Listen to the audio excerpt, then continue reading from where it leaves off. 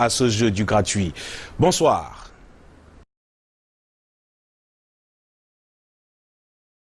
Bonsoir Michael et bonsoir à tous. Effectivement, on reparle ce soir de cette affaire qui a créé une émeute hier dans un supermarché à Yaoundé. Il y a une bonne samaritaine et surtout la ruée de milliers de Camerounais vers ce qu'on pourrait appeler le gratuit 24 heures après. Tout semble revenir dans l'ordre. Brand Kamga et André Marindia sont descendus sur le terrain pour mieux comprendre ce phénomène social. Reportage. Ce jeudi au supermarché qui a cristallisé toutes les attentions la veille à Yaoundé, la clientèle effectue les achats en toute tranquillité. Aujourd'hui, tout va bien, l'activité se déroule, il n'y a pas il n'y a rien à relever, tout est calme, tout est calme.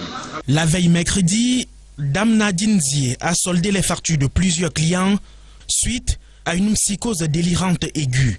Difficile de savoir combien a été dépensé. Ce qu'elle a concrètement payé comme facture, je ne pourrais pas vous le dire avec exactitude, mais je peux vous dire avec plus ou moins de précision que sa facture à elle-même s'est élevée à 114 000 et quelques poussières.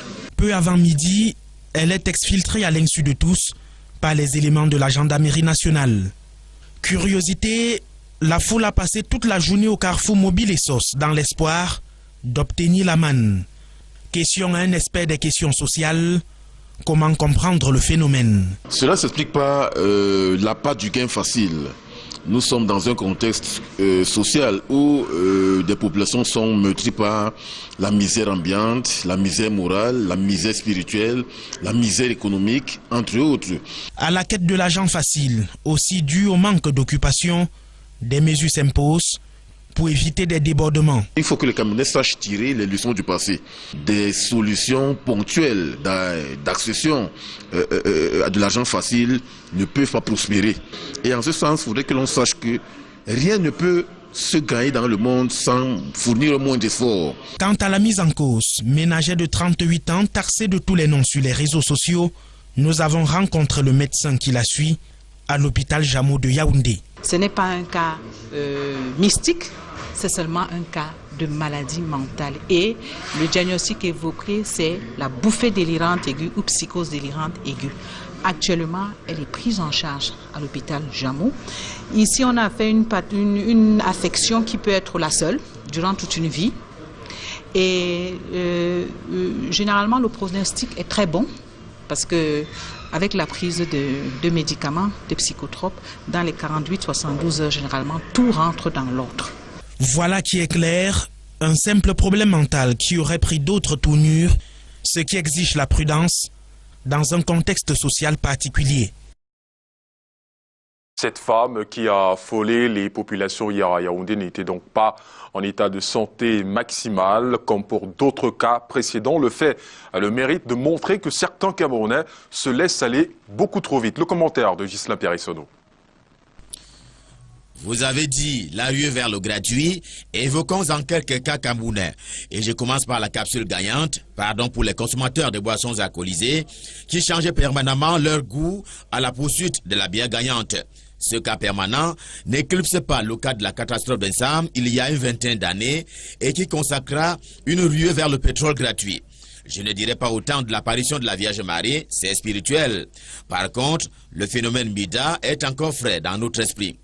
Et le tableau est loin d'avoir fait le plein, un tableau qui questionne la vie collective camerounaise. Hier, en effet, c'est une folle qui a affolé les populations pour dire les choses comme chez nous.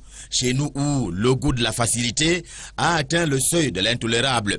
Je veux comprendre que la conjoncture donne à voir que le pouvoir d'achat des Camerounais n'est pas celui des Sud-Africains ou des Américains, mais en réalité, tout est dans la tête de ceux qui croient au discours impossible, rendant hélas la société camerounaise sans âme, sans conviction, pour bien marquer qu'ils ignorent les repères qu'une vie de jeu et de rigueur impose.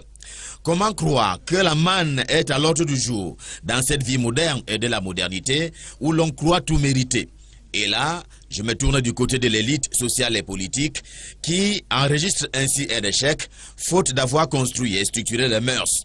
Ailleurs, l'on construit justement la résistance par l'idéologie, celle de valeurs pour que la société soit adossée à quelque chose de solide et de durable.